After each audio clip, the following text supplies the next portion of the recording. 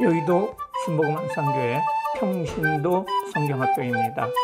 오늘은 유다서와 요한계시록에 대해서 알아보도록 하겠습니다. 먼저는 유다서입니다.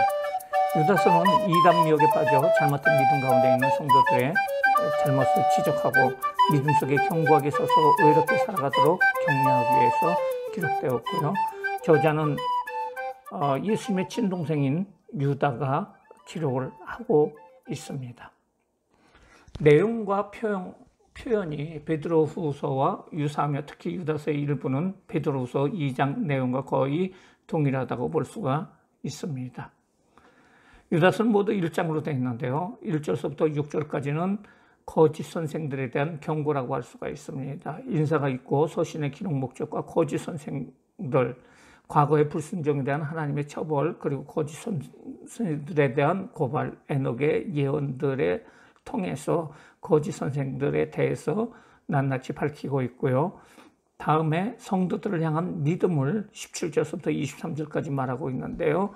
사도들의 가르침을 기억하고 믿음 가운데 굳게 서라고 권면하고 하나님의 영광을 돌리는 노래로 끝나게 됩니다. 먼저는 1장 1절부터 2절까지의 내용입니다. 예수 그리스도의 종이요 야고보의 형제인 유다는 이제 편지를 하는데요. 성도들한테 편지를 합니다. 그 성도들은 부르심을 받은 자라고 할 수가 있고요. 곧 하나님 아버지 안에서 사랑을 얻은 자, 그리고 예수 그리스도를 위하여 지키심을 받는 자, 이 성도들에게 편지한다라고 말을 하고 있습니다. 성도들은 하나님의 사랑의 대상이고 하나님의 그 아버지 안에 거하는 자들이고 예수 그리스도를 위하여 지키심을 받은 자라고 할 수가 있습니다.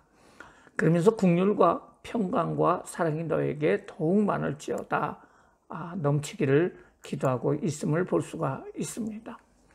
다음 편지를 기록한 목적에 대해서 나옵니다. 3절 말씀에 보면은 그 목적에 대해서 나오는데요. 같이 한번 읽어보도록 하겠습니다.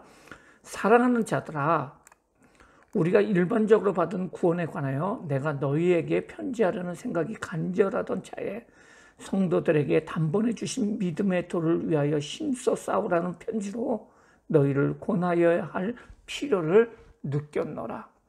성도들이 믿음의 도를 위하여 힘써 싸우도록 권면하기 위해서 서신을 기록하였다는 것입니다. 그러면서 이 얘기를 하고 있습니다. 이는 이 편지를 쓰는 것은 가만히 들어온 몇 사람이 있습니다.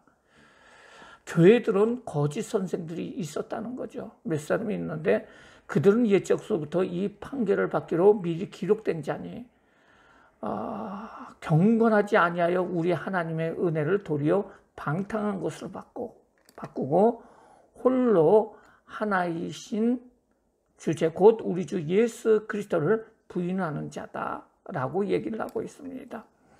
교회에 들어온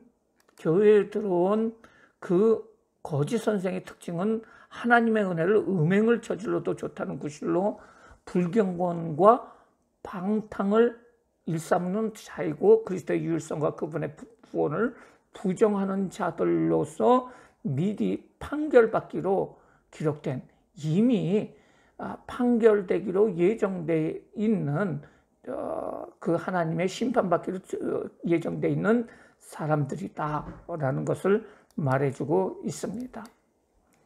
그러면서 거짓 선생들에 대한 그 내용이 5절서부터 16절까지 나오는데요.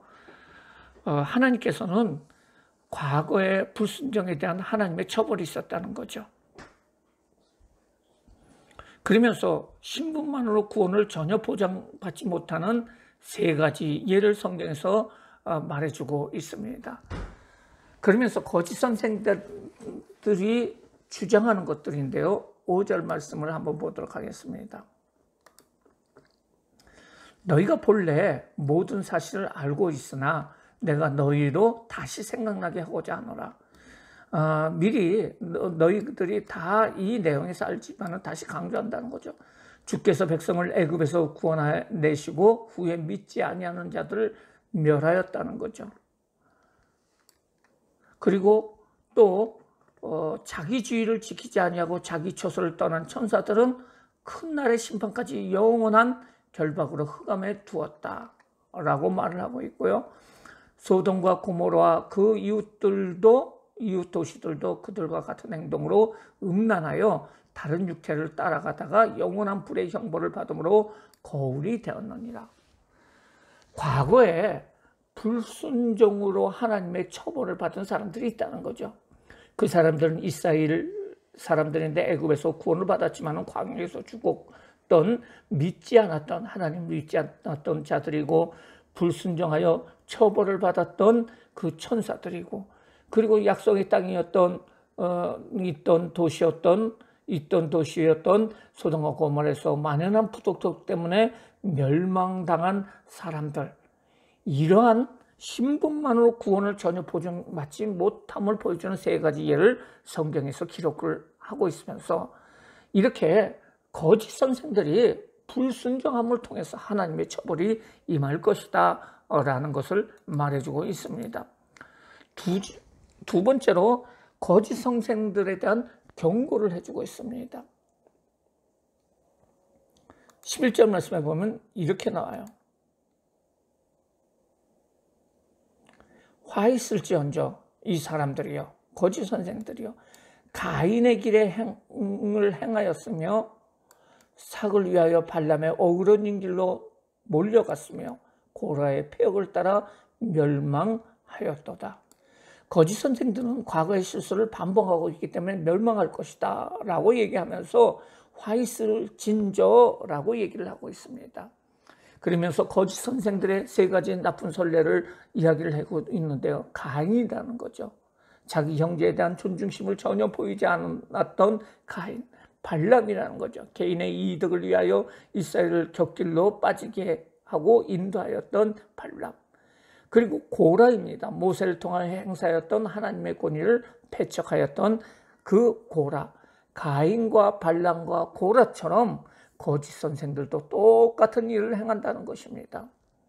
그러면서 12절 13절 말씀에 보면은요, 그들은 기탄 없이 너희와 함께 먹으니 너희의 애찬에 암초요 자기 몸만 기르는 목자요 바람에 불려가는 물 없는 구름이요 죽고 또 뿌리까지 뽑힐 열매 없는 나무, 가을 나무요 자기 수치와 거품을 품는 바다에 거친 물결이요 영원히 예비된 캄캄한 흑암으로 돌아가는 유리한 별들이다. 거짓 선생들은 꿈꾸며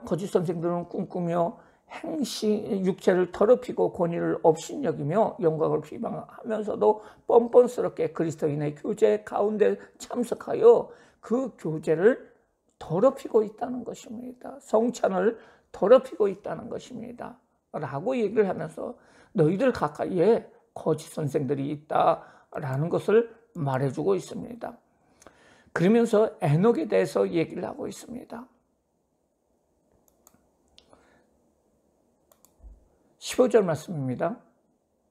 아담의 7대 손 에녹이 이 사람들에 대해서 거짓 선생들에 대하여 예언하여 이르되 주께서 수많은 거룩한 자와 함께 임하셨나니 이는 무사람을 심판하사 모든 경건하지 않은 자가 경건하게 행한 모든 경건하지 않은 일과 또 경건하지 않은 죄인들이 주를 거스려 한 모든 완악한 말로 말미암아 그들을 정죄하려 하심이라 하였느니라. 에녹의 예언은 거짓 선생들에게 임하는 확실한 처벌을 확증해 주고 있다는 것입니다. 그러면서 하나님께서 그들을 심판하는 이유는 그들이 원망하며 불평하고 불만을 토하고 정욕대로 행하며 자랑과 아첨하는 말을 함을 통해서 교회를 어지럽혔다는 것입니다. 이 사람들은 원망하는 자요 불만을 토하는 자요 그 정욕대로 행하는 자라. 그 입으로 자랑하는 말을 하며 이익을 위하여 아첨하는 자다라고 말을 하고 있어요. 그렇습니다. 교회 안에 들어온 사람들인데 그 거짓 선생들은 사람들에게 원망을 합니다. 교회에 대해서 원망을 합니다. 또한 지도자들에 대해서 원망을 합니다. 불만을 토합니다. 정욕대로 행합니다. 그리고 자랑과 아첨하는 말을 하면서 교회를 어지럽히는 사람들인데 이 사람들은 에녹이 외경에 보면은 에녹서라는 것이 있는데 그 거짓 선생들에게 하나님께서 임하셔서 처벌한다는 그 내용이 있는데 그 처벌처럼 그 에녹의 예언처럼 처벌을 받을 사람들이다라는 것을 말해주고 있습니다. 그러면서 이 거짓 선생들에 대해서 너희들이 분별하여라 라고 말하고 있습니다. 17절에서부터는 기억과 권면이라고 할 수가 있습니다. 사도들의 가르침을 기억하라는 것입니다. 17절 말씀을 보도록 하겠습니다. 사랑하는 자들아, 너희는 우리 주 예수 그리스도의 사도들이 미리 한 말을 기억하라. 성도들은 거짓 선생들을 경계하고 사도들의 가르침을 따라 참신앙을 경고히 하라는 것입니다. 그들이 너희에게 말하기를, 사도들이 너희에게 말하기를 마지막 때에 자기의 경건하지 않은 정력대로 행하며 조롱하는 자들이 있으리라 하였느니라. 거짓 선생들의 출현은 사도들이 이미 경고한 거라고 얘기하고 있습니다. 이 사람들은 분열을 일으키는 자요, 육에 속한 자요, 성령이 없는 자니라. 그들은 자기의 경건치 않는 정력대로 행하며 조롱하며 분열을 일으키며 육에 속한 자이며 성령이 없는 자라고 유다는 그 성도들에게 사도들의 가르침을 너희는 기억하라 라고 얘기를 하면서 구체적으로 권면하고 있습니다. 그러면서 거짓 선생들의 영향력을 피할 수 있는 5가지 방법에 대해서 이야기를 해주고 있는데요. 20절 말씀부터 보겠습니다.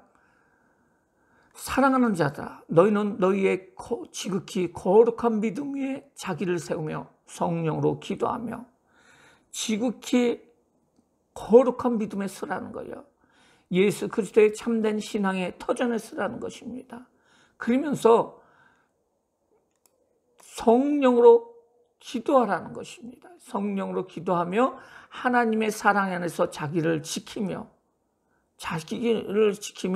영생에 이르도록 우리 주 예수 그리스도의 긍휼을 기다리라 라고 이야기를 하고 있습니다. 또한 어떤 의심하는 자를 긍휼히 여겨라. 또 어떤 자를 불에 끌어내어 구원하라. 또 어떤 자들을 그 육체로 더럽히는 옷까지도 미워하되 두려움으로 긍휼히 여겨라.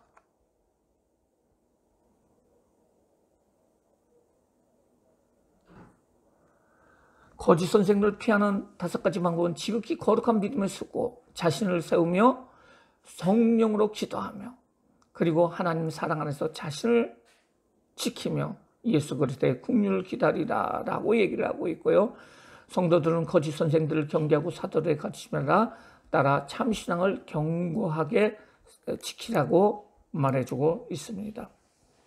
그러면서 24절 25절에는 영광송으로 성경을 마치게 되는데요. 24절 말씀을 보도록 하겠습니다. 능히 너희를 보호하사 거침없게 하시고 너희로 그 영광 앞에 흠이 없이 기쁨으로 서게 하시리. 곧 우리 주 구주 홀로 하나이신 하나님께 우리 주 예수 그리스도로 말미암아 영광과 위엄과 권세가 권력과 권세가 영원 전부터 이제와 영원토록 있을지어다. 아멘. 유다 성도들에게 믿음에서 떨어지지 않게 보호하시고 주 예수 그리스도 믿음으로 말미암아 영광과 위엄과 권력과 권세가 영원토록 있기를 기도하면서 서시를 마치는 모습을 볼 수가 있습니다. 유다서를 통해서 우리가 알 수 있는 것은 무엇입니까? 유다는 자신을 예수님의 동생이라고 하지 않고 무엇이라고 소개하고 있습니까? 1절 말씀에 보면 예수 그리스도의 종이요 야고보의 형제인 유다는 부르심을 받은 자 곧 하나님 안에서 사랑을 얻고 하면서 자기 자신을 그리스도의 종이라고 얘기를 하고 있고요. 또한 야고보의 형제라고 이야기를 하고 있습니다. 그렇습니다. 원래 유다와 저번에도 말씀드린 것처럼 그 유다 또한 야고보와 또한 다른 형제들은 예수님께서 공생애를 시작할 때 그 형이 미쳤다고 생각을 했어. 자기 집으로 데려오기로 해서 그 사역 현장에 간 모습을 복음서에서 볼 수가 있습니다. 그런 자들이 성령의 강림을 할 적에, 다락방에 성령을 강림할 때 사도행전 2장에 보면 그들이 그곳에 같이 있게 되었고 성령을 받고 그들이 변화되는 모습을 볼 수가 있습니다. 그렇습니다. 육신적으로는 자기네 그 형이지만은 그 성령을 받고 그분이 바로 하나님의 아들이라는 것을 알고 그는 예수 그리스도의 종이라고 스스로를 이야기하는 모습을 볼 수가 있습니다. 우리 주위에 신앙의 회의를 느끼고 방황하는 성도가 있다면 어떤 마음과 태도를 취해야 합니까? 22절 말씀에 보면 어떤 의심하는 자들을 긍휼히 여겨라. 또 어떤 자를 불에서 끌어내어 구원하라. 또 어떤 자를 그 육체로 더러운 옷까지도 미워하되 두려움으로 긍휼히 여겨라. 불쌍히 여겨야 된다는 것입니다. 신앙을 가졌다 신앙을 떠난 사람들을 위해서 우리가 기도해야 됩니다. 그리고 다시 한번 그들에게 전도함으로 말미암아 주님 앞으로 돌아오게 해야 될 줄 믿습니다. 유다는 거짓 선생들의 이단의 내용보다도 이단을 가르치는 선생들에 대하여 애찬해 암초, 물 없는 구름, 뿌리까지 뽑힌 열매 없는 가을나무, 바다의 거친 물결, 유리한 별들 등과 같은 자연에 대한 은유를 사용하면서 이들의 성품에 대해서 조심하라고 권면하고 있습니다. 말세에 여러 가지 이단들이 많이 나타나고 있어요. 그 이단들에게 우리가 속지 않고 온전히 신앙 안에서 말씀 안에서 굳건히 서야 될 줄 믿습니다.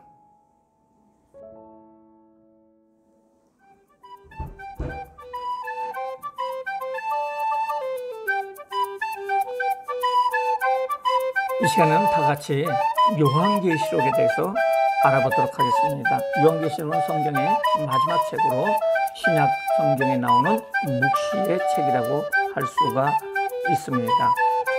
요한계시록은 여러 가지 위험에 직면하고 있는 소아시아의 7교회에게 보내진 서신으로서 예수 그리스도의 교회의 승리라는 위로와 소망의 메시지를 전해주기 위해서 기록되어 있습니다. 저자는 사도 요한이라고 할 수가 있습니다. 특징으로는 요한계시록을 통한 영적인 가르침은 요한의 시대를 넘어 미래의 모든 교회들에게도 적용되어지고 있습니다. 요한계시록은 여러 가지 묵시문학의 특징을 가지고 있고요. 요한계시록은 다니엘서와 놀랄 만큼 비슷한 특징을 가지고 있고 다니엘서의 상징들과 주제들이 본서에서 더욱 발전되었기에 다니엘서와 연계해서 해석할 수도 있습니다. 그 요한계시록은 예수 그리스도와 교회의 승리라고 할 수가 있는데요. 처음에는 모두 예수 그리스도의 계시에 대해서 말해주고 있고요. 그 다음에 7교회에 대한 메시지가 나오고 있습니다. 1장 9절부터 3장 22절까지 7교회에 대한 메시지를 예수님께서 부활 승천하셔서 하나님 곁에 계신 그리스도께서 승리하신 예수 그리스도께서 보내는 메시지입니다. 그리고 나서 성전의 환상이 나타납니다. 하늘 성전의 환상이 나타나는데 하늘 보좌에서의 모습이 나타나고 그 다음에 나타나는 것이 7년 환란 시대에 대해서 6장서부터 10장 11절까지 나타나고 있습니다. 그리고 동일하게 7년 환란에 대해서 11장서부터 19장까지 나타나고 있는데요. 6장서부터 10장까지는 전 3년 반이라고 할 수가 있고요. 그 11장서부터 19장까지는 후 3년 반이라고 할 수가 있습니다. 그리고 20장에서는 천년 왕국과 쉰보자 심판, 옛날 성경에는 백보자라고 얘기가 나옵니다. 백보자 심판에 대해서 나오고 있고요. 21장서부터 22장까지는 새하늘과 새 창조와 그 새 예루살렘에 대해서 나오고 있습니다. 그러면은 오늘 그 요한계시록에 대해서 우리가 알아보고 있는데요. 처음에 나오는 것이 예수 그리스도의 계시에 대해서 나오고 있습니다. 1절에 보면은 예수 그리스도의 계시라. 이는 하나님이 그에게 주사 반드시 속히 일어난 일들을 그 종들에게 보이시려고 그의 천사를 그 종 요한에게 보내어 알게 하신 것이다. 이해가 되시죠? 하나님이 예수 그리스도에게 주셨고요. 예수 그리스도에게서 그리스도가 그 종인 요한에게, 사도 요한에게 주셔서 알게 한 것이다 라고 얘기를 하고 있습니다. 다시 말해서 이것은 신적인 권위가 있는 서신이다. 하나님이 예수 그리스도가 천사를 통해서 요한에게 준 서신이다. 그러면서 목적에 대해서 얘기를 하고 있습니다. 요한은 하나님의 말씀과 예수 그리스도의 증거, 곧 자기의 본 것을 다 증언하노라 라고 얘기를 하고 있어요.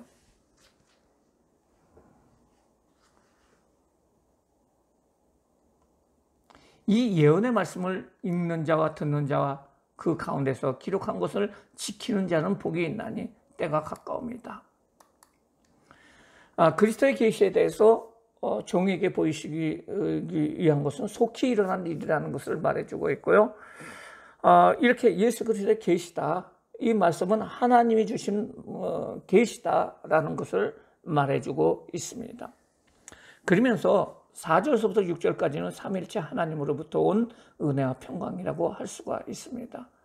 요한은 아시아에 있는 7교회에게 편지하노니 이제도 계시고 전에도 계시고 장차 오시리요 그의 보좌 앞에 있는 7영과 충성된 증인으로 죽은 자 가운데서 먼저 나시고 땅의 임금의 머리가 되신 예수 그리스도에 대한 설명을 쭉 나오죠.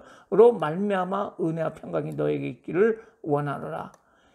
우리를 사랑하사 그의 피로 우리의 죄에서 우리를 해방하시고 그의 아버지 하나님을 위하여 우리를 하나님 나라에 우리를 나라와 제사장으로 삼으신 그에게 영광과 능력이 세세토록 있기를 원하노라. 수시는 아시아의 7교회라고 할 수가 있습니다. 이후에 2장서부터 나오는 7교회가 사실은 그 소아시아 지역이고 그리스 지역, 유럽 지역인데요. 소아시아의 그 요한이 반모섬에서 유배를 간 가운데서 하나님께서 그에게 보여주신 말씀인데요. 그 보여주신 말씀은 바로 첫 번째 나오는 것이 7개의 교회에게 편지한다는 거죠. 실제로 소아시아 지역에 7개가 교회가 있었는데요. 그 교회를 사도 요한이 돌아가면서 이쪽에서 설교하고 저쪽에서 설교하고 하면서 7교회에서 설교를 하고 또한 7교회를 돌보고 있었던 사람이 사도 요한이라고 할 수가 있습니다. 비록 같이 몸이 되었지만은 그 7교회에게 편지한다는 것입니다.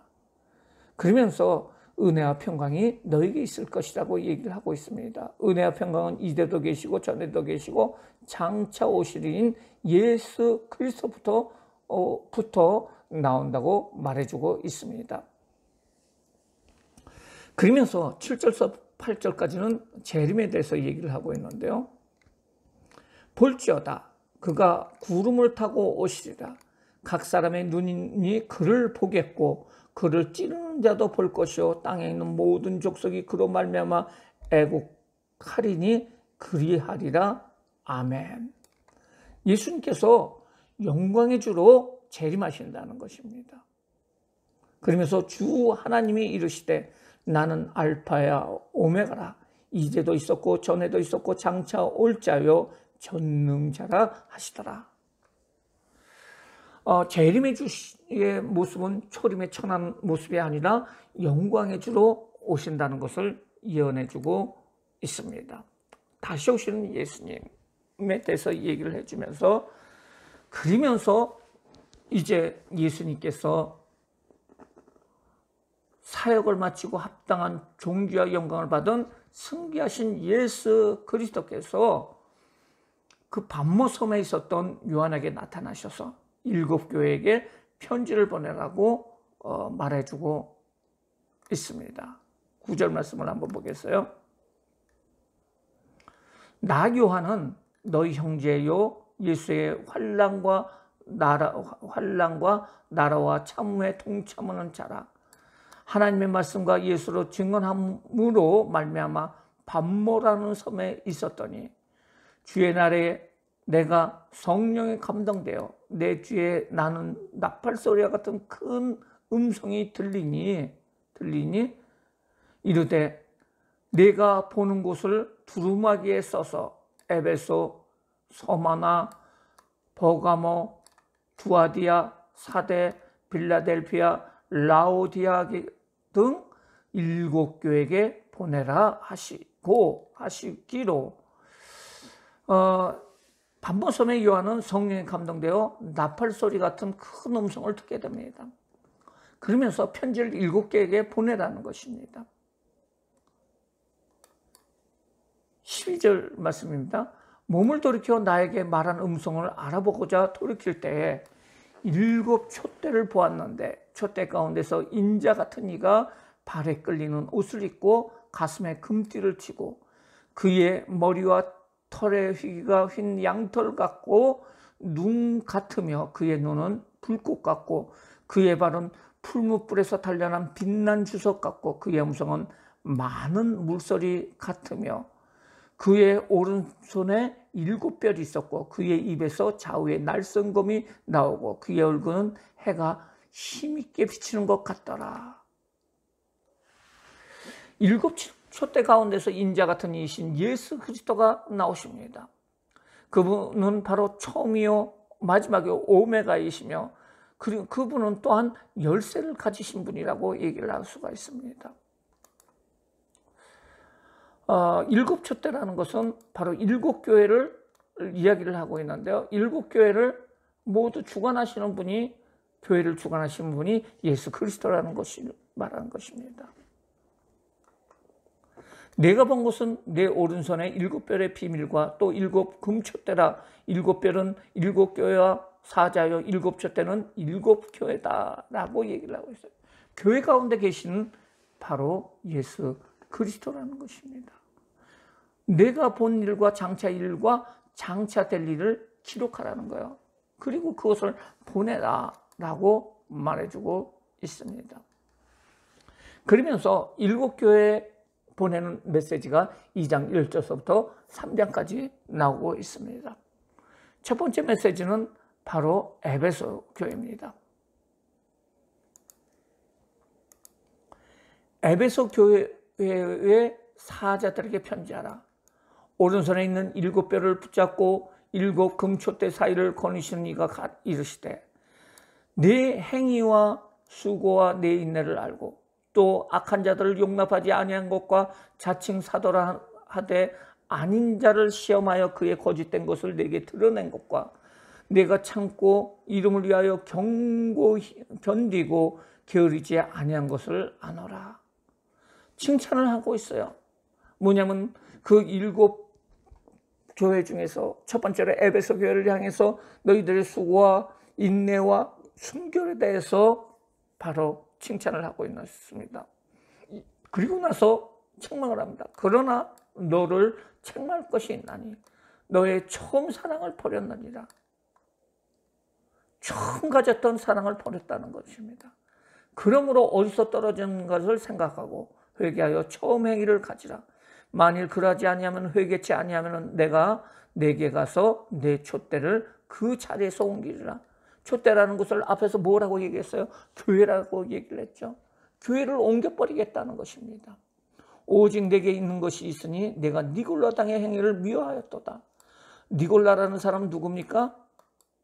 사도행전에 보면은 7 집사가 나오는데 7 집사의 마지막 사람이 바로 니골라입니다. 그런데 이 사람이 이란이 돼버렸어요.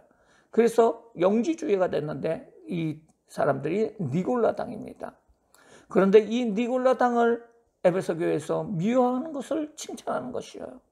나도 이것을 미워하노라. 귀 있는 자는 성령이 교회에게 하시는 말씀을 들을지어다. 이기는 그에게는 내가 하나님의 낙원에 있는 생명나무의 열매를 주어 먹게 하리라. 생명나무를 주어 먹게 하리라 라고 말하고 있습니다. 에베소 교회를 향해서 7 금초대 사이에 거니신 예수 그리스도의 이름을 예수 그리스도께서 수고와 인내와 순결에 대해서 칭찬을 하시고 처음 사랑을 버렸다. 회개하고 그것을 다시 찾으라는 거죠. 그리고 생명나무 열매를 약속해 주고 있습니다. 우리가 신앙생활을 하다 보면은 처음에 예수님 만났을 적에 그 뜨거운 마음과 그 사랑을 버리고 그리고 우리가 그냥 일하는 것에 빠져 있을 수가 있습니다. 이것처럼 에베소 교회는 하나님의 칭찬을 받았지만은 그 행위로 칭찬을 받았지만은 처음에 가졌던 그 뜨거운 사랑을 버렸다는 것입니다.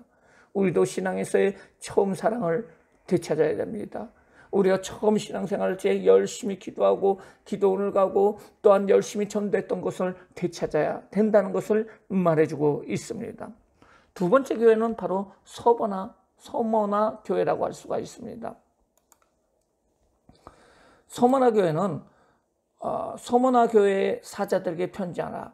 처음이요 마지막이요 죽었다가 살아나신 이가 이르시되, 예수 그리스도를 표현하기를 뭐라고 얘기합니까? 처음이요 마지막이요 죽었다가 살아나시니라고 얘기하고 있습니다. 내가 내 환난과 궁핍을 알거니와 실상은 내가 부유한 자니라. 자칭 유대인하는 자들의 비방도 알거니와 실상은 유대인이 아니요 사탄의 회당이다. 환난과 궁핍 가운데 있지만은 너희들은 부유한 자라는 거죠. 너는 장차받을 고난을 두려워하지 말아라. 마귀가 장차 너희 가운데서 몇 사람을 옥에 던져 시험을 받게 하리니 너희가 10일 동안 환난을 받으리라. 내가 죽도록 충성하라. 그러면 내가 생명의 관을 면류관을 내게 드릴지어다. 귀 있는 자는 성령이 교회에게 하시는 말씀을 들을지어다. 이기는 자는 둘째 사망의 해를 받지 아니하리라. 그렇습니다. 사실은 서머나 교회 같은 경우에는 그 책망은 안 했어요. 고난을 두려워하지 말라고 얘기를 하고 있고요. 또 죽도록 충성하라고 얘기를 하고 있습니다. 생명의 면류관을 주겠다는 거죠. 환난과 궁핍 가운데 있지만은 너희들은 영적으로 부유한 자라고 서머나 교회를 칭찬을 하고 있습니다. 버가모 교회가 다음에 나옵니다. 버가모 교회에 대해서 12절서부터 나오는데요. 버가모 교회의 사자들에게 편지하라. 좌우에 날선 검을 가진 이가 이르시되, 예수님이십니다. 내가 어디에 사는지 내가 아노라. 거기는 사탄의 권자가 있는 데라. 내가 내 이름을 굳게 잡아서 내 충성된 증인 안디바가 너희 가운데 곧 사탄이 사는 곳에서 죽임을 당할 때에도 나를 믿는 믿음을 저버리지 아니하였다. 순교하였다는 것입니다. 그러나 내게 두어 가지 책망이 있나니 발람의 교훈을 지키는 자가 있다는 거죠. 발람이 발락을 가르쳐 이스라엘 자손 앞에서 걸림돌을 놓아 우상의 제물을 먹게 하였고 또 행음하였느니라. 이와 같이 내게도 니골라 당의 교훈을 지키는 자가 있도다. 그러므로 회개하라. 그렇지 않으면 내가 네게 속히 가서 내 입의 검으로 그들과 싸우리라. 귀 있는 자는 성령이 너에게 하시는 말씀을 들을지어다. 이기는 그에게는 내가 감추인 만나를 주고 흰돌을 줄 터인데 그 돌 위에 새 이름을 기록할 것이 있나니 받은 자 밖에 그 이름을 알 사람이 없느니라. 좌우에 날선 검을 가지신 예수 그리스도께서 칭찬을 하십니다. 그리스도의 이름을 붙잡고 믿음을 버리지 않고 순교까지 행한 그 버가모 교회를 칭찬을 하지만 그렇지만 또한 책망을 합니다. 발람의 교훈과 니골라 당의 교훈을 받은 자들이 일부 있다는 것입니다. 그들은 회개하라는 것입니다. 그러면서 약속을 합니다. 만나를 주겠다고 얘기를 하고 있고요. 흰돌을 주겠다고 말하고 있습니다. 다음은 18절서부터 나오는 두아디아 교회입니다. 두아디아 교회의 사자들에게 편지하노라. 그 눈이 불꽃 같고 그 발이 빛난 주석 같은 하나님의 아들이 이르시되, 내가 내 사업과 사랑과 믿음과 섬김과 인내를 아노라. 뭐예요? 내 사업과 사랑과 믿음과 성김과 인내를 나누라. 내 나중 행위가 처음보다 많도다. 그러나 내게 책망할 것이 있노니 자칭 선지자라는 여자 이세벨을 내가 용납하였으니 그가 내 종을 가르쳐 깨어 행음하게 하고 우상의 제물을 먹게 하였도다. 또 내가 그에게 회개의 기회를 주었으되 자기의 음행을 회개하고자 아니하였도다. 볼지어다 내가 그를 침상에 던질 터이요 또 그와 더불어 간음하는 자들도 만일 그의 행위를 회개치 아니하면 큰 환난 가운데 던지고 또 내가 사망으로 그의 잔을 죽이리니 모든 교회가 나는 사람의 뜻과 마음을 살피는 자인 줄 알지어다. 내가 너희의 각 사람의 행인대로 갚아주리라. 그렇습니다. 두아디아 교회를 향해서 그 사업과 사랑과 믿음과 성김과 인내에 대해서 칭찬을 하시고요. 책망을 하십니다. 행음한 것에 대해서 우상제물을 먹은 것에 대해서 회개하라고, 회개치 않으면 환난을 받을 것이라고 말해주고 있습니다. 그러면서 약속하기를 만국을 다스리는 권세, 새벽별의 권세를 주겠다라고 두아디아 교회를 향해서 말해주고 있습니다. 그 다음에 나오는 것은 바로 사대 교회라고 할 수가 있습니다.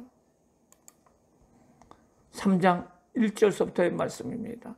사대교회의 사자들에게 편지하라.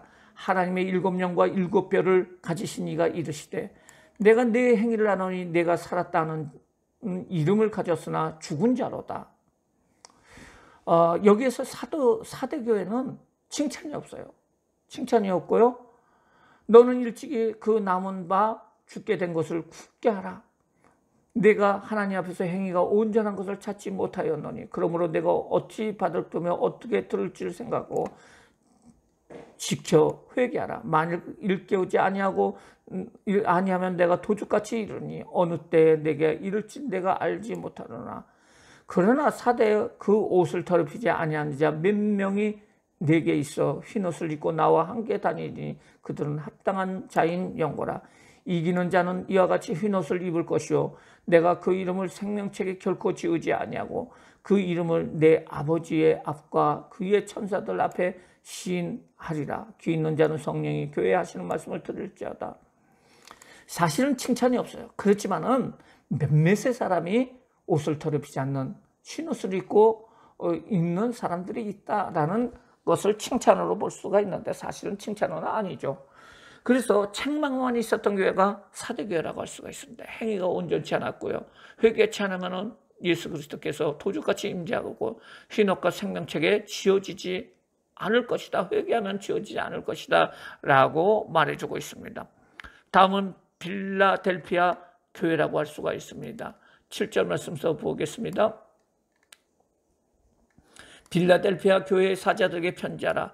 거룩하고 진실하사 다윗의 열쇠를 가시니 곧 열면 닫을 자가 없고 닫으면 열 자가 없는 그가 이르시되 뭐라고 얘기하고 있습니다. 그러니까 빌라델피아 교회를 향해서 예수 그리스도는 다윗의 열쇠를 가진 자라고 얘기를 하고 있습니다. 볼지어다 내가 내 앞에서 열린 문을 두었으되 능히 닫을 자가 없으리라. 내가 내 행위를 아노니 내가 작은 능력을 가지고도 내 말을 지키며 내 이름을 비해반치 아니하였다. 하나님의 말씀을 잘 지켰다는 거죠. 보라 사탄의 회당 곧 자칭 유대인이라 하나 그렇지 아니하고 거짓말하는 자들에게 맷을 내게 내어줘 그들이 와서 내 앞에 절을 하고 내가 너를 사랑하는 줄 알게 하리라. 사실은 책망할 것이 없는 교회가 빌라델피아 교회라고 할 수가 있습니다. 내가 나의 인내와 말씀을 지켰노라. 내가 또한 너를 위하여 시험의 때를 면하게 하리니 이는 장차 온 세상의 힘을 땅에 거하는 자들에게 시험을 따라 내가 속히 오리라. 내가 가진 것을 굳게 지켜라. 아무도 내 멸류관을 빼앗지 못하게 하라. 이기는 자는 내가 하늘 성전에서 기둥이 되게 하리라.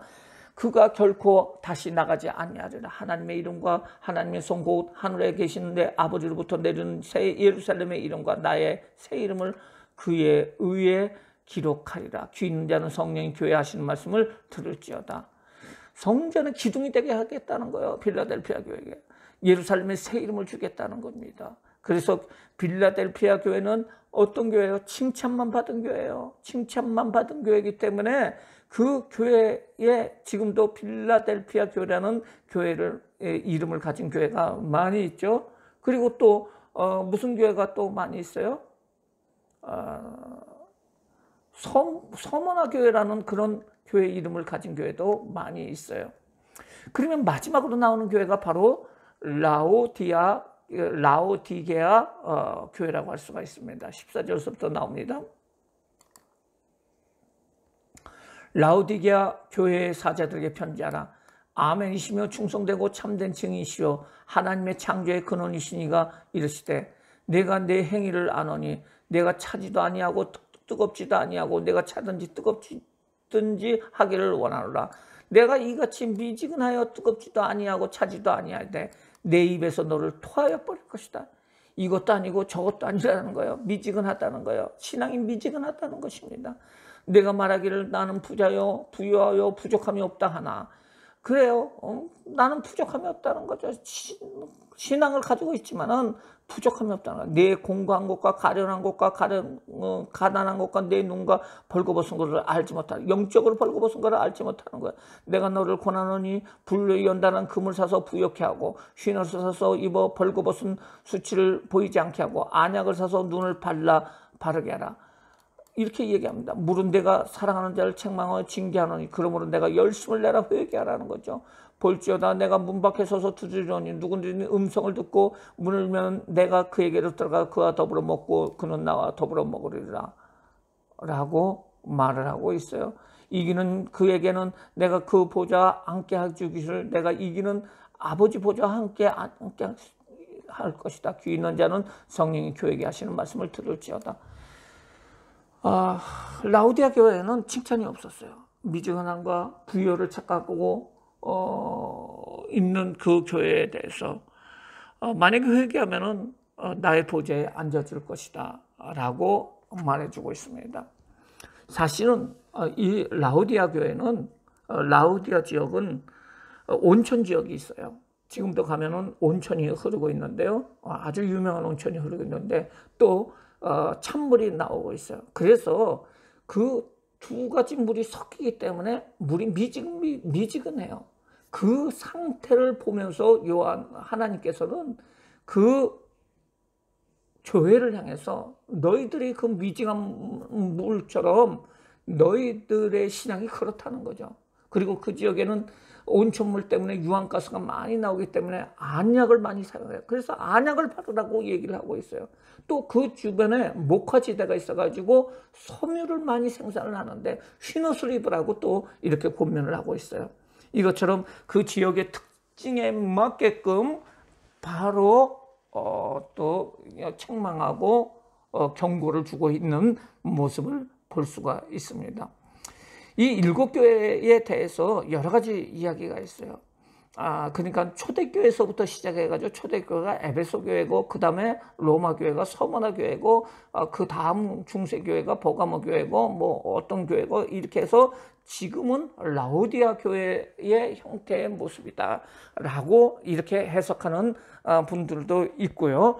시대별로 해석하는 분들도 있고, 아니다, 그 당시에 있었던 그 교회의 모습이다라고 얘기를 하면서 전체적인 신앙의 모습을 유형별로 나타내고 있는 것이다 라고 얘기하는 분들도 있습니다. 하여튼 첫 번째 나오는 모습은 예수 그리스도께서 교회를 향해서 칭찬하시고, 몸된 교회를 향해서 칭찬하시고 또한 책망하시고 그리고 약속하시는 모습이 이렇게 나오게 됩니다.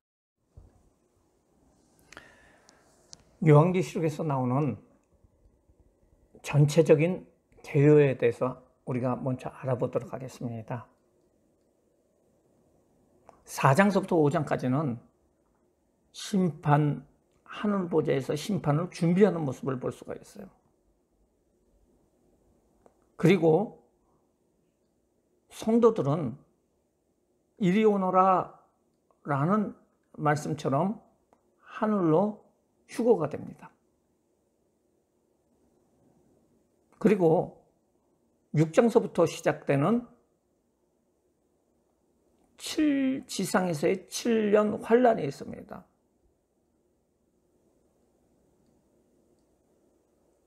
전반 3년 반 42개월입니다.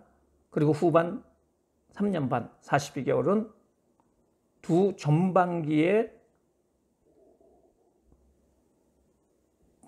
환란, 후반기의 환란으로 나눠집니다. 6장서부터 10장, 11장서부터 18장입니다. 이것은 예수 믿는 사람들은 말세에 이루어질 7년 환란을 겪지 않고 하나님의 자녀이기 때문에 휴거가 된다는 것을 말해주고 있습니다. 사탄들은 7년 환란 시대 때 더 큰 능력을 발휘하게 돼요. 그래서 그 능력 가운데서 이 7년 환란 가운데서 여러 가지 남아있는 그 사람들을 핍박을 하고 또 자기네 편으로 만드는 노력을 하게 돼요. 그러나 7년 환란 시기가 끝나고 나서 19장에 보면은 예수님께서 그 공중 올라간 성도들과 같이 재림을 하게 됩니다. 그리고 그 사탄의 세력들을 무저갱에 가둬버리게 돼요. 20장에 보면은 지상에서의 천년 왕국이 이루어지게 됩니다.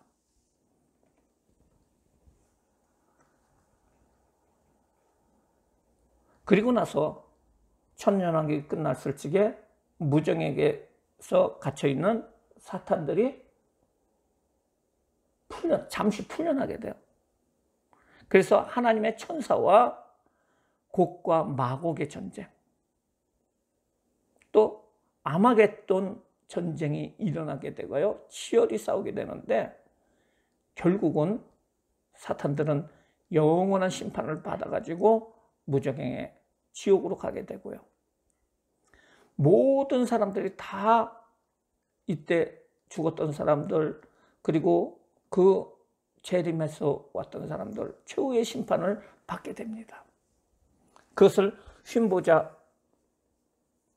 심판, 또한 옛날에는 백보자 심판이라고 해서 모든 사람이 염소와 양으로 분리가 돼서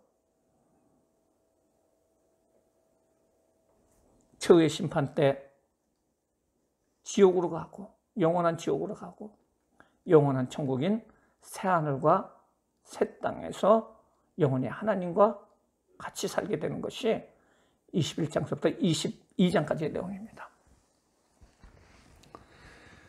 기독교 교파에 따라서 휴거의 시기가 7년 환난이 끝난 후다. 또 어떤 데는 전반 3년 반 동안 환난을 성도들이 같이 받다가 휴거가 된다. 이렇게 해석하는 사람들도 있습니다. 교파마다 다 틀려요. 그리고 천년왕국의 시기가 예수님 재림 후에 천년왕국이 이루어진다. 천년왕국이라는 건 없다라고 또 얘기를 하는 사람들도 있고요. 또 천년왕국이 미리 앞에 환란 전에 있었다라고 해가지고 전천년설, 무천년설, 후천년설들이 이렇게 나타나고 있어요. 어느 것이 맞는지 몰라요. 하지만은 요한계시록을 해석함에 있어서 우리 교단 같은 경우에는 먼저 휴거가 되고, 왜냐면은 예수님 믿기 때문에 환란을 다 받을 필요가 없다는 거죠. 그리고 그 휴거 후에 재림할 적에 같이 내려와서 1000년 동안 있다가 최후의 심판을 통해서 새하늘과 새 땅으로 올라간다는 것이죠. 우리가 요한계시록을 잘 봐야 되는 것이 모든 이단들이 이 요한계시록을 통해서 나타난다는 거죠. 그렇기 때문에 우리가 뭐 무천년설이다, 전천년설이다, 후천년설이다, 그리고 휴거의 시기나 뭐 이런 것이 조금은 다 틀릴 수도 있겠지만, 해석에 따라서 틀릴 수도 있기 때문에 있지만은 그런 것들을 우리가 초월해서 우리가 믿음으로 살아가야 된다라는 것을 알아야 되고요. 그 이단들은 교묘하게 이 요한계시록을 왜곡해서 해석함을 통해서 자기에게 유리한 것으로 해서 이단의 교주가 감람나무다, 두 주인이다, 성령이다, 뭐 이렇게 하면서 사람들을 미혹하고 있는데요. 말세는 여러 가지 적그리스도가 나타나서 믿는 사람들까지도 지옥으로 끌고 가는 그런 현상이 났던데 우리는 조심하고 깨어서 기도해야 될 줄 믿습니다. 먼저는 하늘의 보좌에 대한 성전의 환상에 대해서 4장서부터 5장까지 나타납니다. 오늘 말씀에 보면은 4장에 보면 2일 후에 7교회의 그 환상, 그 편지를 보내는 환상 이후에 내가 보니 하늘문이 열리고요. 내가 들은 바 처음에 났던 나팔 소리 같은 그 나팔 소리가 나오죠. 나팔 소리 같은 그 음성이 이리로 올라오라. 이 이후에 일어날 일에 대해서 내가 보이리라 라고 얘기하고 있어요. 그래서 나팔 소리 같은 그 음성을 통해서 이때 휴거가 이루어진다는 거죠. 요한은 성령의 감동을 따라서 하나님 보좌 앞에 나가게 됩니다. 그리고 그 보좌 앞에 앉으신 이인 하나님을 보게 되고요. 그 모습이 벽옷과 홍보석 같고 또 무지개가 있어 보좌에 둘렸고요. 그 모양이 녹보석 같고요. 보좌 주변에 보좌가 있고요. 거기에 24 장로들이 있었고요. 흰 옷을 입고 머리에 금관을 쓰고 있어요. 그리고 보좌로부터 번개와 음성과 우레소리가 나고요. 그리고 등불이 있는데 이것은 하나님의 7등불이 있는데 하나님의 7영이다 라고 얘기하고 있고요. 보좌 앞에 수정과 같은 유리바다가 있고요. 보좌 가운데 보좌 주위에 4생물이 있는데 그 4생물은 사자 같고 송아지 같고 또 사람의 모습이고 또 독수리 같다. 이거는 에스겔서에서도 나오고 다니엘서에서도 나오고 있습니다. 그래서 하나님 앞에 이렇게 여러 생물들이 있고요. 그들이 전부 다 하나님을 찬양한다라고 얘기를 하고 있고요. 24장로들도 자기의 그 근간을 보좌 앞에 드리면서 하나님을 찬양하는 모습을 볼 수가 있습니다. 그래서 하늘 보좌의 모습, 그리고 그 하늘문이 열리면서 나팔 소리가 들리면서 성도들은 다 올라가는 모습을 볼 수가 있습니다. 이제 5장에 가면은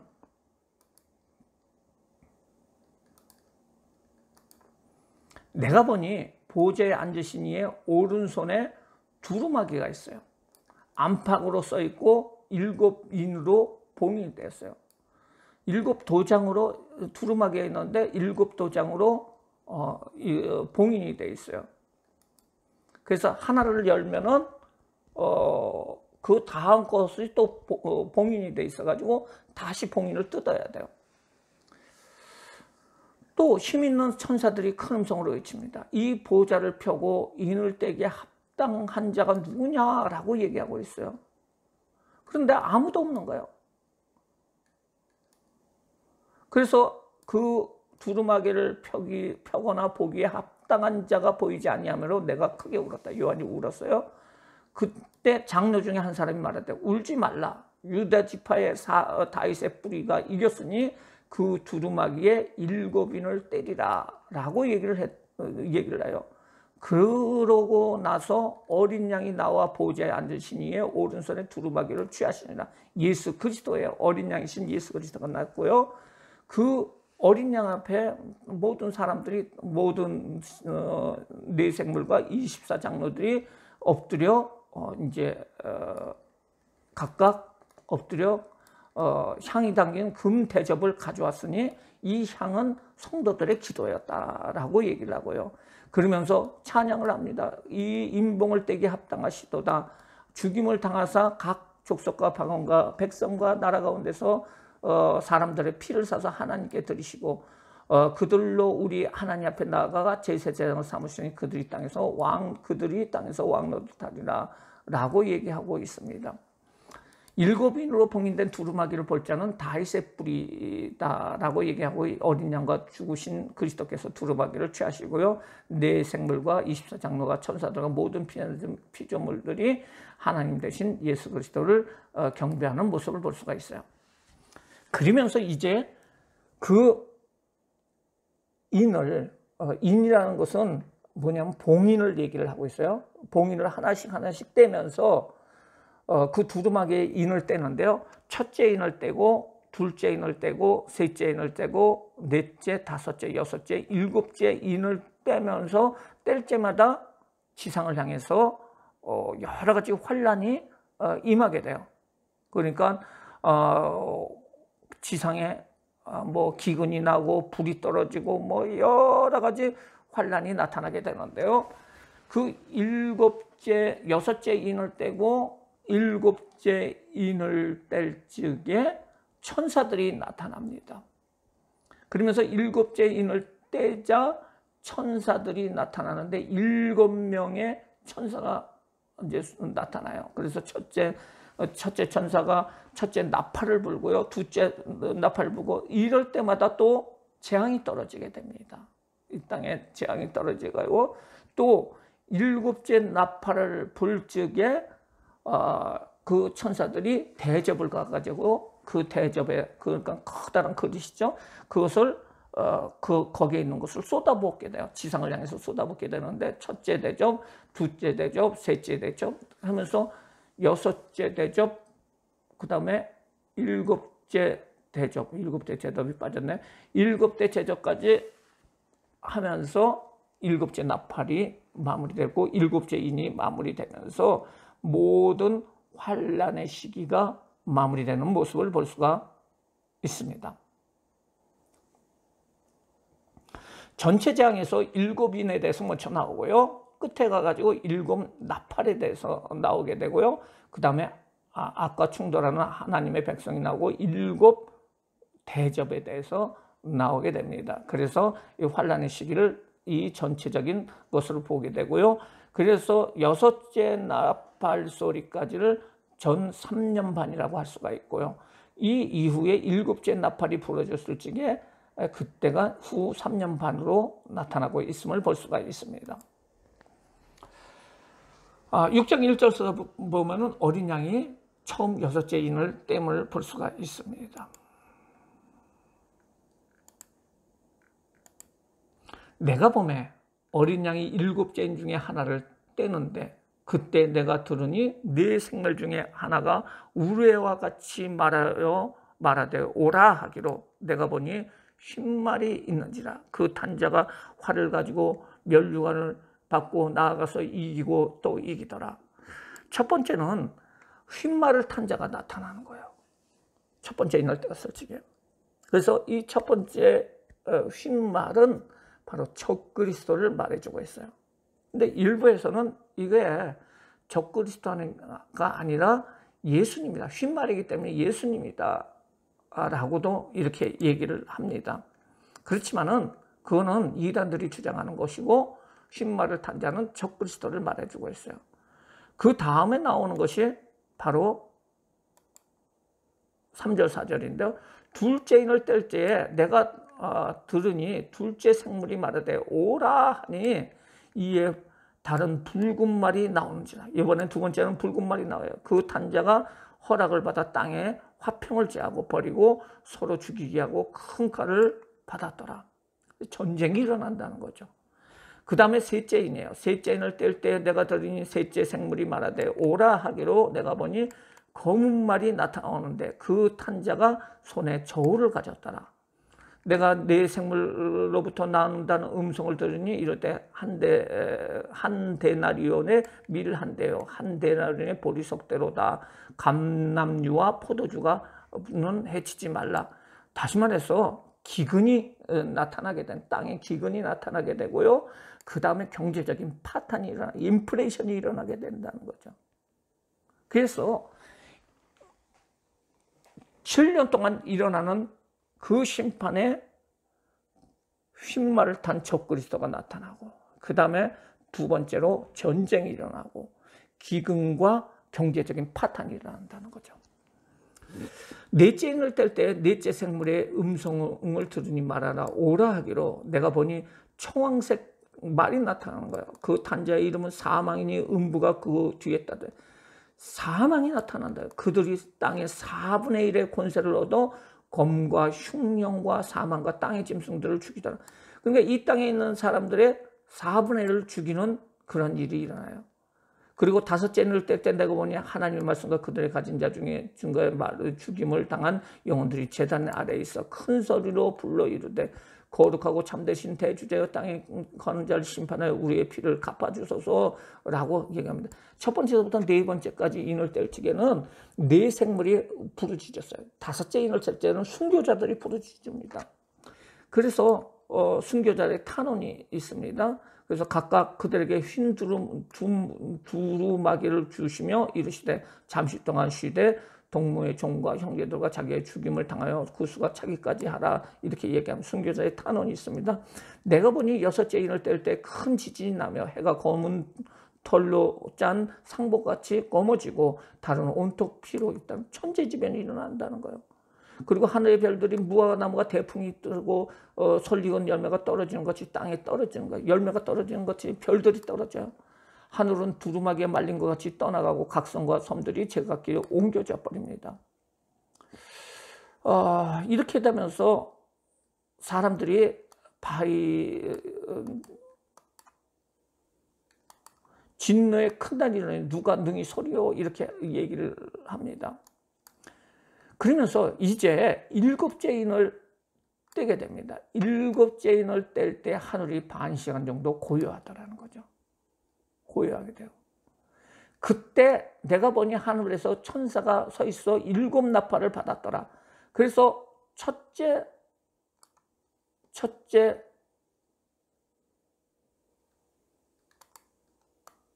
나팔을 불어요. 7 천사가 나팔을 불기시는데 첫째 천사가 나팔을 부니 이렇게 하면서 일곱째 인이 떨어졌을 적에 고요함이 있었고요. 그 다음에 나타나는 그 모습, 이제 천사들의 모습을 볼 수가 있습니다. 보시죠. 그래서 여섯째 인이 떨어지고요. 첫째 나팔 소리가 나오게 됩니다. 7장으로 넘어갑니다.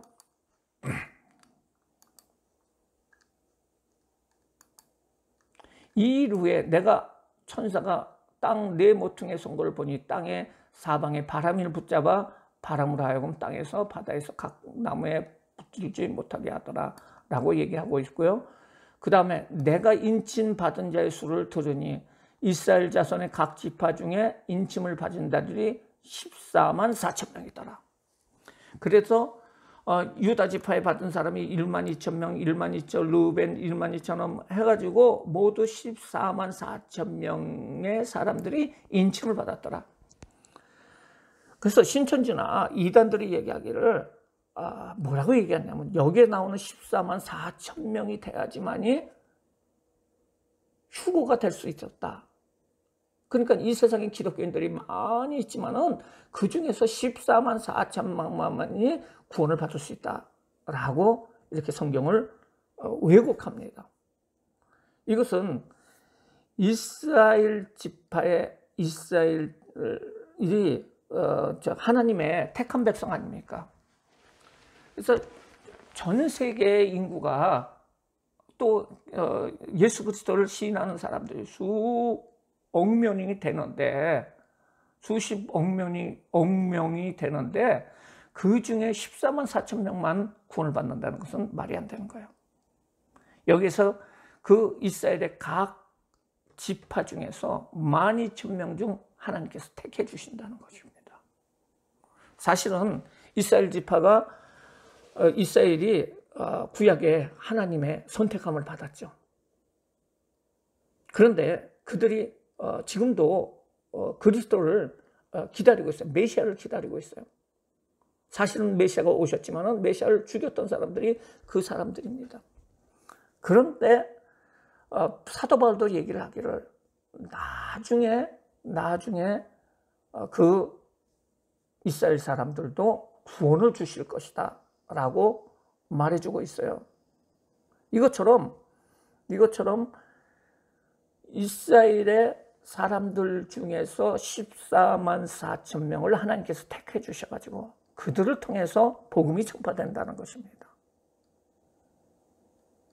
그래서 3년 반 동안 7년 하나 3년 반 동안 복음을 전할 자가 유대인들이 바로 14만 4천 명이라는 거죠.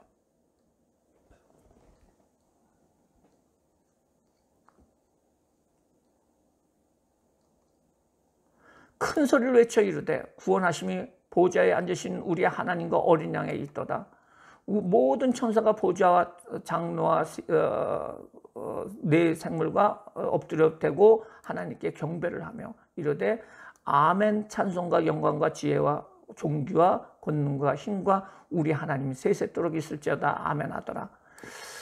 이렇게 얘기를 하면서 15절에 보면은 그들은 다시는 줄이지 아니하고 목마르지 아니하고 해나 아무것도 없을 것이다. 보좌 가운데 계신 어린 양이 그들의 보좌가 되어 생명수 샘으로 인도하고 눈에 모든 눈물을 씻어 주실 것이다. 이 사람들을 통해서 전도를 받아서 3년 반 동안 구원받을 사람들의 보좌에서 하나님을 경배하는 모습을 볼 수가 있습니다. 이렇게 이제 해석하는 것이 우리 교단에서 이제 해석하는 방법이고요. 일부 장로 교단에서는 이때 휴거가 이루어진다고 얘기를 하고 있고요. 14만 4천이라는 것은 완전수다. 인원을 얘기하는 것이 아니고 예수를 믿는 사람들을 상징하여 14만 4천 명이라고 얘기를 하는 것이다 라고 말해주고 있습니다. 12는 완전수이기 때문에 그 12,000명씩 12,000씩 12에 10,000명씩 해가지고 1,000명씩 해가지고 12,000명씩 또 지파별로 해가지고 12지파로 완벽히 예수를 믿는 사람들의 전체 숫자를 상징하는 것이 바로 14만 4천 명이다 이렇게 해석을 하고 있습니다. 이것도 맞을 수도 있고요. 또 두 번째 바로 이스라엘 사람, 유대 사람들이 구원을 받는다는 것도 맞을 수가 있어요. 두 해석이 정통적인 해석인데 신천지 같은 경우에는 그렇지 않은 다른 이단 같은 경우에는 14만 4천 명만이 구원을 받을 수 있다. 이거는 이단입니다. 그래서 이때 장로교에서는 휴거가 이루어진다라고 말해주고 있습니다. 우리 교단 같은 경우에는 환란 전에 바로 구원이 이루어진다라는 것을 말해주고 있어요. 왜냐하면 예수 믿는 사람들이 환란을 면하게 돼요. 그것이 옳은 것이라고 생각을 합니다. 그 다음으로 넘어가 가지고요. 7인가 처음에 6 나팔이 나옵니다. 조금 전에 읽었죠. 7째 인을 떼었을 적에 고요가 있게 되고요. 7 천사가 7 나팔을 받게 됩니다. 그리고 성도의 기도가 올라가고 응답으로 천사가 나타나고요. 응답으로 천사가 제단의 불을 땅에 쏟자 우레와 음성과 번개와 지진이 일어나게 돼요. 그래서 7 나팔의 심판이 나오는데요. 7절 말씀에 보면은 이렇게 나와요. 8장 7절 말씀에요. 첫째 천사가 나팔을 부니 피 섞인 우박과 불이 나와서 땅에 쏟아짐에 땅의 3분의 1이 타버리고 수목의 3분의 1도 타버리고 각종의 푸른 숲도 풀도 타더라. 땅의 수풀의 3분의 1이 태워지게 돼요. 둘째 천사가 나팔을 부니 불붙는 큰 산과 같은 것이 바다에 던져짐에 바다의 3분의 1이 피가 되었다는 거죠. 그리고 바다 가운데서 생명 가운데 피조물들의 3분의 1을 죽고 배들의 3분의 1이 깨지더라. 셋째 천사가 나팔을 불며 햇별 같은 큰 별이 하늘에서 떨어져요. 그리고 강의 3분의 1과 물의 여러 물샘에 떨어져요. 그리고 그 별의 이름을 쑥이라고 하고 물이 3분의 1이 다 쓴물이 돼요. 물을 못 먹어요. 많은 사람들이 물이 없으므로 죽게 돼요. 3분의 1이 쓴물이 돼요. 그리고 넷째 천사가 나팔을 불며 해 3분의 1과 달의 3분의 1과 별들의 3분의 1이 타격을 받아요. 또 3분의 1이 어두워지니 낮의 3분의 1은 비침이 없고 밤도 그리하게 됩니다. 해와 별의 3분의 1이 어두워졌다는 거죠. 그리고 또 넘어갑니다. 다섯째 천사가 나팔을 부니까 하늘에서 달에 떨어진 별 하나가 있는데 그가 무저갱의 열쇠를 받았어요. 무저갱을 여니까 큰 화덕과 같은 연기가 나타나고 황충이 연기 가운데서부터 나오게 돼요. 그래서 그 메뚜기 같은 것이 5달 동안 인간을 지옥에서 나온 것들이 괴롭히게 된다는 거죠. 여섯째 나팔을 불게 됩니다. 13절 말씀에 보면은요. 여섯째 천사가 나팔을 불 때 내가 들으니 하나님의 앞 금제단 네 뿔에서 한 소리가 나서 나팔 가진 여섯째 천사에게 큰 강 유브라테에 결박된 네 천사를 놓아주라. 네 천사가 놓아주니 그날 그 이시러 사람의 3분의 1이 죽이기로 됐다. 또 인간의 3분의 1이 죽게 돼요. 그 다음에 15절서부터 보면은 11장에 보면은 이제 종말이 오는 모습을 볼 수가 있어요. 이제 8장까지의 내용입니다. 그리고 나서 이제 중간에 10장에서 다른 이야기가 들어가야 됩니다. 작은 책의 환상이 나타나게 되는데요. 이제 천사가 나타나는데 10절 내가 보니 힘센 다른 천사가 구름을 입고 하늘에서 내려오는데 그 머리 위에 무지개가 있고 그 얼굴은 해 같고 그 발은 불기둥 같더라. 그 손에 펼쳐진 작은 두루마기를 들고 이렇게 땅을 밟고 있었는데 사자가 부르짖으며 큰 소리로 외칠 때 7 우레가 큰 소리를 내더라 라고 얘기하고 있습니다. 그러면서 8절 말씀에 보면은 하늘에서 나서 내게 들리며 음성이 들립니다.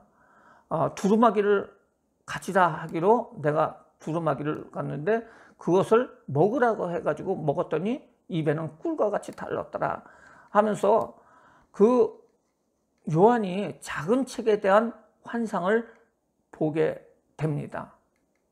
그래서 3년 반 동안 일어날 말씀이 적혀 있는 그 두루마기 책을 먹은 후에 요한은 많은 백성들과 나라와 방언과 임금에게 다시 예언할 사명을 받게 된다라고 얘기할 수가 있어요. 11장으로 들어서는 이제는 7 나팔이 불어지게 되는데요.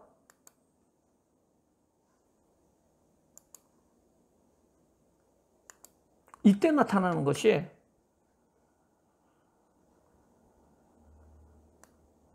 바로 여기 보면은 42달 동안 짓밟으리라. 3년 반이라는 거죠. 그런데 여기서 나타나는 것이 성전을 측정하라는 명령이 나타나요.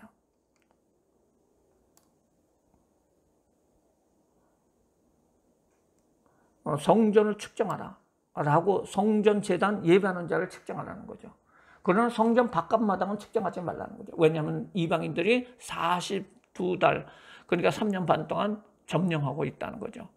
그리고 두 증인이 나타나게 돼요. 두 증인이 1260일 동안 42달 동안 예언을 하면서 권능과 표적을 나타내요. 그래서 이 증인은 두 감람나무와 두 촛대인데 바로 누구냐면은 바로 모세와 엘리야라고 볼 수가 있습니다. 내가 저 증인의 권세를 내가 나의 두 증인에게 권세를 주리니 그들이 붉은 베옷을 입고 1260일 42달 또 뭡니까? 3년 반 동안 예언을 하리라. 그들은 이 땅에 주 앞에 있는 모든 두 감람나무와 두 촛대니 이렇게 얘기를 하고 있어요. 그런데 7절 말씀에 보면은 그들이 그 증언을 마칠 때 무저갱으로부터 올라온 짐승들이 3년 반 동안 계속 예언을 하는데 그 무저갱 이제 3년 반이 끝났을 적에 무저갱으로부터 그 지옥으로부터 짐승이 올라서 전쟁을 하게 되는데 전쟁을 이기고 해서 그들을 죽일 것이라는 거죠. 그런데 11절 말씀에 보면은 그 시체를 이제 가져와 가지고선 큰 성 길에다 놓게 되는데요. 11절 말씀에 보면 3일 반 후에 하나님으로부터 생기가 그들에게 들어가서 두 증인에게 들어가서 다시 일어나서 하늘로 올라갈 것이다 라는 것을 말해주고 있습니다. 그래서 두 증인이 나타나게 될 것이다 라는 것을 말해주고 있고요. 11장 15절에 보면은 일곱째 나팔을 불게 됩니다.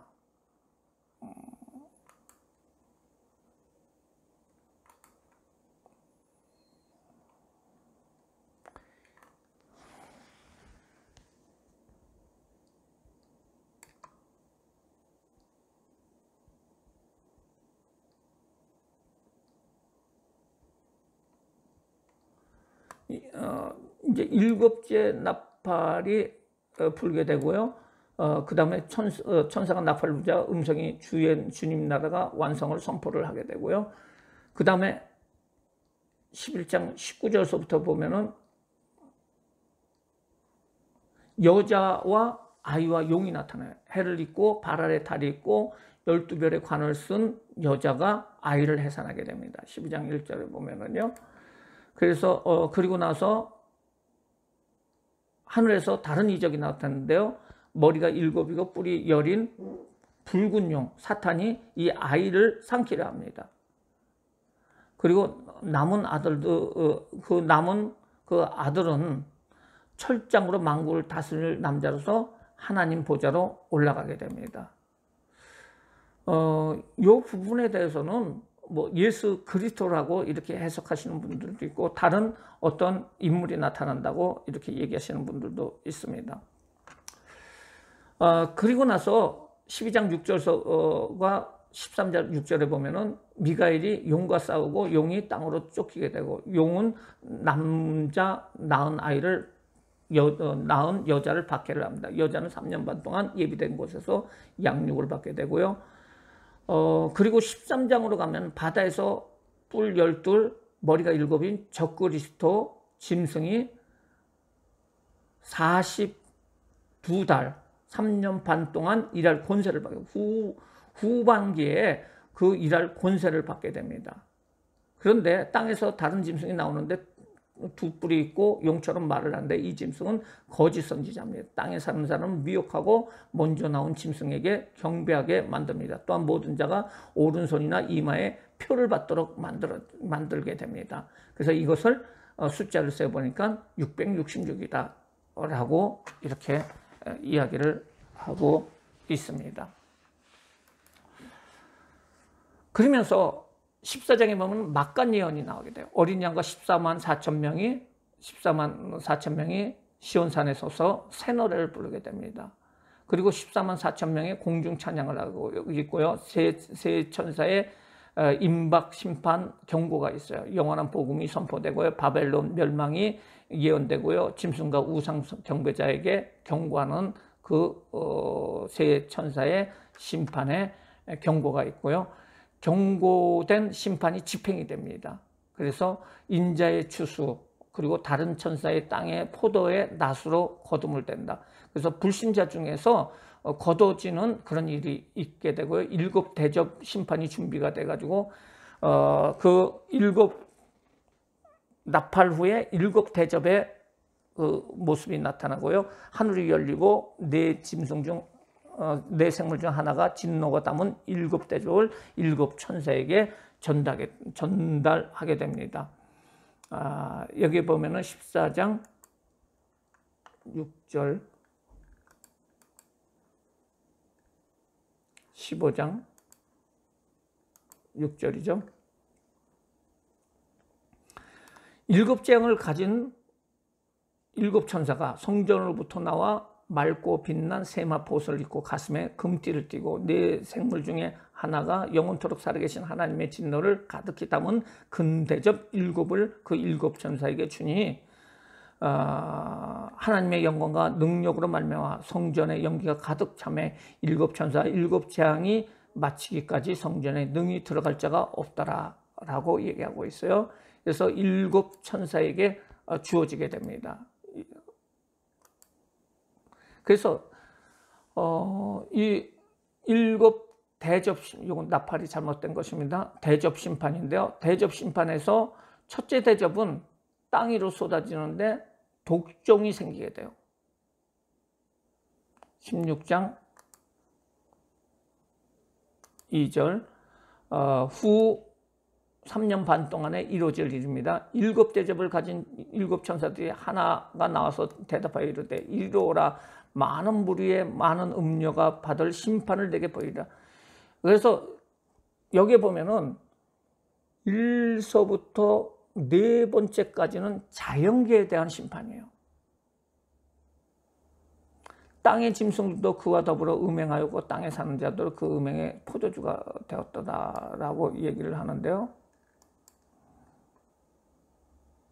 첫째 천사가 가서 그 대접을 땅에 쏟음에 짐승의 표를 받은 사람들과 우상에 경배하는 자들에게 악하고 독한 종기가 나더라. 그렇죠? 둘째 천사가 그 대접을 바다에 쏟음에 바다가 곧 죽은 자의 피같이 되니 바다 가운데 모든 생물이 죽더라. 셋째 천사가 그 대접을 강과 물 근원에 쏟으니 피가 되었더라. 그렇죠? 그 다음에 8절 말씀해 보면은요. 넷째 천사가 그 대접을 해에 쏟음에 해가 권세를 받아 불로 사람을 태우게 되었더라.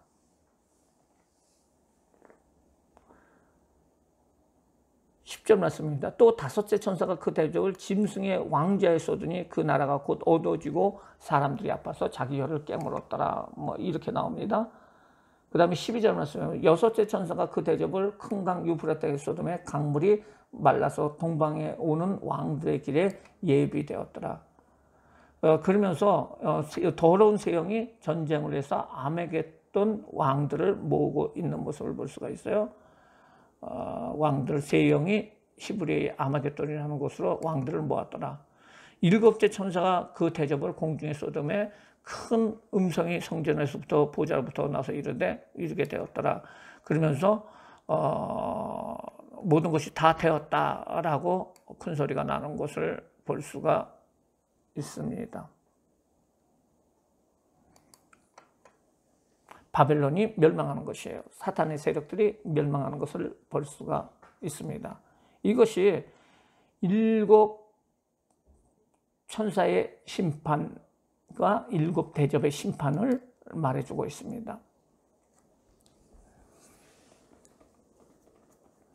17장부터 18장까지는 이런 바벨론의 멸망, 그러니까 그 세상의 악한 세상의 멸망에 대해서 상세히 다시 한번 설명을 해주고 있어요. 음녀에 대한 환상이 나타나는데요. 음녀가 받을 심판에 대해서 얘기가 나오는데 7머리와 10뿔을 가진 붉은빛 짐승이 탄 그 음녀가 그 심판을 받게 되고요. 7 머리는 5은 망하였고 하나는 있고 하나는 이르지 않을 것이다. 10뿔은 여왕으로서 자기 능력과 권세를 짐승에게 주었다. 그들이 어린 양과 싸우겠지만 어린 양이 저희를 이길 것이다. 10뿔과 짐승이 음녀를 망하게 하는데 음녀는 큰 성이다. 큰 성 바벨론이 멸망할 것이고 정치 경제적으로 바벨론은 적그리스도의 도성이고 하루 동안 멸망을 당할 것이고 죄의 뿌리는 교만이고 땅의 왕들은 슬피 울지만 하늘의 성도들은 하나님의 심판을 즐거워하리라. 창설이라 라고 얘기를 하면서 그 심판에 대해서 상세하게 이야기를 하고 있어요. 이제 이러한 7년 동안의 환난과 심판이 끝나고 나서 예수 그리스도의 지상 재림에 대해서 나오고 있습니다. 19장입니다. 이 일 후에 내가 들으니 하늘에서 허다한 무리의 큰 음성 같은 것이 있어 이르되 할렐루야 구원과 영광과 능력이 우리 하나님께 있도다. 그의 심판은 참되고 의로울지다. 음행으로 땅을 더럽게 한 큰 음녀를 심판하사 자기 종의 피를 그 음녀의 손에서 갚으리라 하고, 두 번째로 할렐루야 하니 그 연기가 세세토록 올라가더라. 또 24장로와 4생물이 엎드려 보좌에 앉으신 하나님께 경배하며 이르되 아멘 할렐루야 하니 보좌에서 음성이 나서 이르되 하나님의 종들 곧 그를 경외하는 너희들아 작은 자나 큰 자나 다 우리 하나님께 찬송하리라 하더라. 또 내가 들으니 허다한 무리와 음성과도 같고 많은 물소리와 같고 큰 우레소리와 같은 소리 큰 소리로 되 할렐루야 우리 주 하나님의 전능하신 이가 통치하시는도다. 이렇게 얘기를 하면서 어린 양의 하늘에서의 찬양 소리가 들리고 어린 양의 심판 혼인잔치가 있어요. 그러면서 어린 양의 혼인ke약이 이르렀다. 그의 아내가 자신을 준비하였다라고 얘기를 하면서 어린 양의 혼인잔치에 청함을 받는 자는 복이 있도다라고 얘기를 하고 있습니다. 그러면서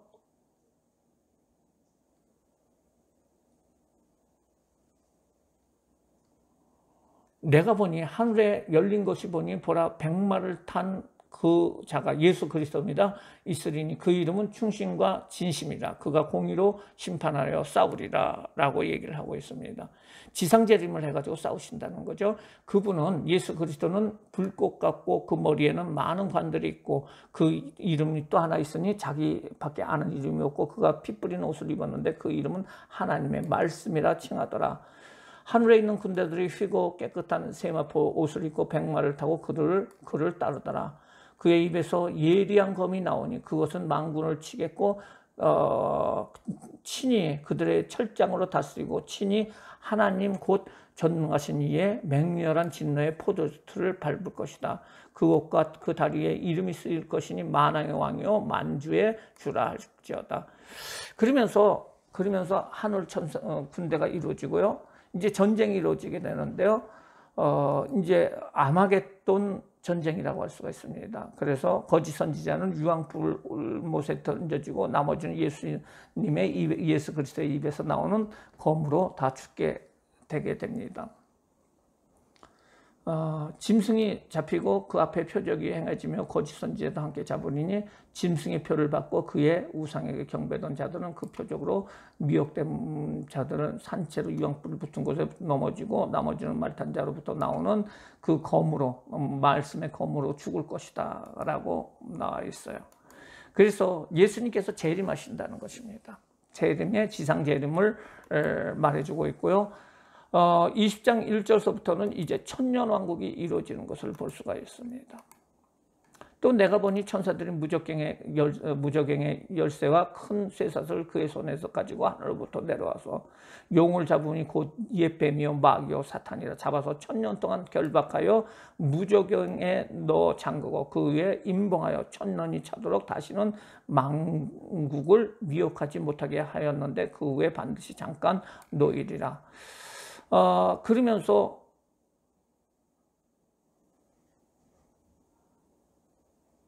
또 내가 보좌를 보니 그곳에 앉으신 이가 심판하는 권세를 받았더라. 또 내가 보니 예수를 증언함과 하나님의 말씀 때문에 목배임을 당한 자들과 자들의 영혼과 또 짐승과 그의 우상에 숭배지 않는 하고 그의 이마와 손에 표를 받지 아니하는 자들이 살아서 그리스도와 더불어 1000년 동안 왕노릇할 것이다.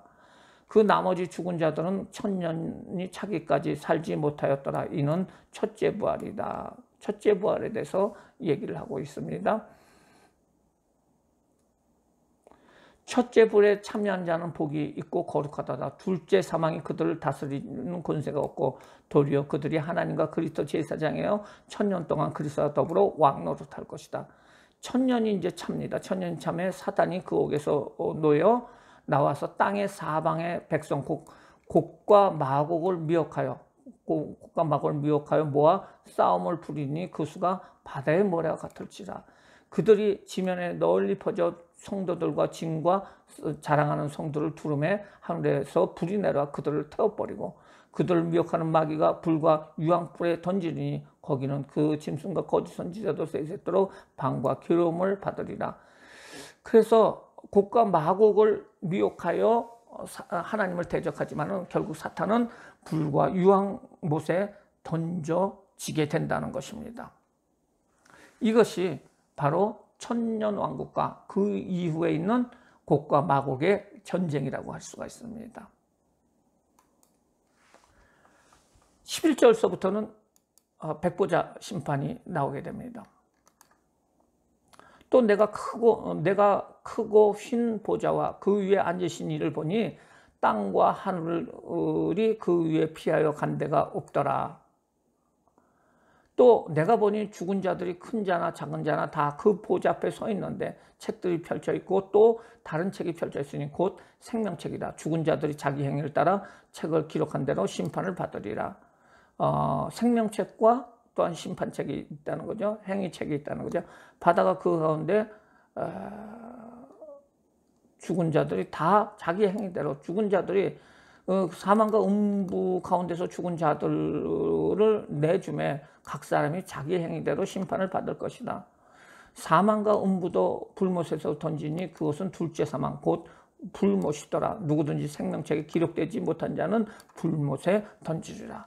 그래서 생명책에 기록된 자들만 주님 앞에 새하늘과 새 땅에 들어가는 모습을 볼 수가 있습니다. 21장입니다. 또 내가 새하늘과 새 땅을 보니 처음 하늘과 처음 땅이 없어지고 바다도 다시 있지 않더라. 또 내가 보니 거룩한 성 새 예루살렘이 하늘로부터 하늘에서 내려오니 그 준비한 것이 신부가 남편을 위하여 단장한 것 같더라. 내가 들으니 보좌에 큰 음성이 나서 이르되 보라 하나님의 장막이 사람들과 함께 있음에 하나님이 그들과 함께 계시리니 그들은 하나님의 백성이 되고 하나님은 그들과 함께 계셔서 모든 눈물을 그 눈에서 닦아주리니 다시는 사망이 없고 애국하는 것이 없으니 곡하는 것이나 아픈 것이 다시 있지 아니하리니 처음 것들이 다 지나감이라. 보좌에 앉으신 이가 이르시되 보라 내가 만물을 새롭게 하노라 하시고 또 이르시되 이 말이 신실하고 참되니 기록하라 하시고 또 말씀하시되 이루었도다 나는 알파와 오메가라 처음과 마지막이라 내가 생명수 샘물을 목마른 자에게 값없이 주리라. 이기는 자는 이것을 상속으로 받으리라. 나는 그의 하나님이 되고 그는 내 아들이 되리라. 그러나 두려워하는 자들과 믿지 않는 자들이 흉악한 자들과 사절한 자가 음행하는 자들과 점술가가 우상숭배로 거짓말하는 자는 불과 유황으로 타는 못에 던져지리니 이것이 둘째 사망이라. 둘째 사망에 대해서 이야기를 하고 있습니다. 그러면서 새 예루살렘의 신부는 곧 어린 양의 아내가 된다는 거죠. 또 새 예루살렘 상의 모습은 11절서부터 또 보겠습니다. 10절서부터 성령으로 나를 데리고 크고 높은 산으로 올라가 하나님께로부터 하늘에서 내려오는 거룩한 성 예루살렘을 보이다. 천국을 보여줍니다. 하나님의 영광이 있어 그 성의 빛이 지극히 귀한 보석 같고 벽옥같이 수정같이 맑더라. 크고 높은 성곽이 있고 12문이 있는데 모두 문에 12천사가 있고 그 문에 이름을 썼으니 이스라엘 자손 12지파의 이름이더라. 동쪽에는 세 문 이렇게 있고 그 성곽에는 12기초석이 있었고 그 위에는 어린 양의 12사도의 12이름이 있다. 내게 말하는 자가 그 성문과 성곽에 측량하는 금 갈대를 가졌더라. 이렇게 얘기를 하면서 그 성곽은 벽옥으로 됐고 그 성은 정금인데 맑은 유리 같더라. 그 성곽의 기초석은 갈색 보석으로 꾸몄는데 첫째 기초석은 벽옥이요 둘째는 남보석이요 셋째는 옥수요 넷째는 녹보석이라 다섯째는 뭐고 이렇게 하면서 보석으로 꾸며졌다는 거죠. 모든 성곽이. 그리고 12문은 12진주니 강문마다 한 개의 진주로 되어 있고 성에는 맑은 유리와 같은 정금이었더라. 성 밖에서 성전을 보지 못하니 성 안에서 내가 성전을 보지 못하였으니 주는 곧 전능하신 이 어린 양이 그 성전이라. 하나님과 어린 양 그리스도께서 자신이 친히 성전이 되신다는 것입니다. 그러면서 22장에 보면 그가 수정같이 맑은 생명수강을 내게 보이리니 하나님과 및 어린 양의 보좌로부터 나오게 된다는 거죠. 그 길 가운데로 흐르고 좌우에 생명나무가 있고요. 12가지 열매를 맺고 달마다 그 열매를 맺고 그 잎사귀가 망국을 치료하는 거고요. 다시는 저주가 없고 하나님의 어린 양의 보좌 가운데 있는 그 정들을 섬기며 얼굴을 볼 텐데 그의 이름은 그들의 이마에 있더라. 이렇게 하면서 왕노릇하리라 라는 것을 말해주고 있고요. 결론적으로 말하고 있어요. 신실하신 하나님 말씀에 대한 합당한 반응이 속히 예수 그리스도의 말씀하는 자의 복이 있도다. 하나님만 경배하고 섬기라는 거죠. 22장 6절입니다. 또 그가 내게 말하기를 이 말은 신실하고 참됐다. 주 곧 선지자의 영의 하나님이 그의 종에게 반드시 속히 되어질 일을 보이리라. 그의 천사를 보내셨도다. 반드시 이루어질 것이라고 얘기합니다. 보라 내가 속히 오리니 이 두루마기의 예언의 말씀을 지키는 자가 복이 있으리라 하더라 라고 얘기를 하고 있습니다. 12절 말씀에 보면은 12절에 보면 보라 내가 속히 오리니 내가 줄 상이 내게 있어 각 사람에게 그게 행한 대로 갚으리라.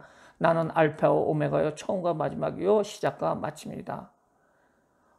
이렇게 하면서 20절 말씀에 보면은 이것을 증언하는 이가 이르되 내가 진실로 속히 오리라 하거늘 아멘 주 예수여 오시옵소서라고 얘기합니다. 주 예수의 은혜가 모든 자에게 있을지어다. 아멘. 이러로 요한이 화답하는 모습을 볼 수가 있습니다. 그래서 새 창조와 새 예루살렘에 대해서 말해주고 있는 것이 21장서부터 22장까지의 이야기입니다. 요한계시록의 적용과 실천입니다. 예수님께서는 우리의 믿음의 행위가 차든지 덥든지 하기를 원하시며 그렇지 않으면 토해내리라고 했습니다. 우리의 현재 상태는 어떻습니까? 내가 내 행위를 하노니 내가 차지도 아니하고 뜨겁지도 아니하도다. 내가 차든지 뜨겁든지 하기를 원하노라. 내가 이같이 미지근하여 뜨겁지도 아니하고 차지도 아니하니 내 입에서 너를 토하여 버리리라. 우리의 믿음이 열심히 해야 됩니다. 주님 오실 날 얼마 남지 않았는데 우리가 열심히 하나님만을 바라보며 세상 바라보지 않고 하나님을 바라보길 바랍니다. 요한계시록 22장 20절 말씀을 적어보고 외우고 장차 오실 주님을 찬양합시다. 이것을 청하시기를 내가 진실로 속히 오리라 하시거늘 아멘 주 예수여 오시옵소서. 이것이 요한의 고백입니다. 사도 요한의 증거를 통하여 우리는 새 예루살렘의 찬란한 영광의 모습을 볼 수 있습니다. 오늘날 우리는 오직 어린 양의 생명책이 기록되어지는 영광을 위해서 이 생명을 살아가는 동안 오직 예수 그리스도 한 분만을 의지하는 참 믿음과 거룩함으로 경건한 삶을 살아야 할 줄 믿습니다. 우리가 요한계시록을 개론적으로 이렇게 봤어요. 어떤 거는 이해가 안 되는 부분도 있지만 이해가 안 되는 대로 우리가 그냥 알고만 있으면 돼요. 우리가 전체적인 요한계시록의 내용을 통해서 정말로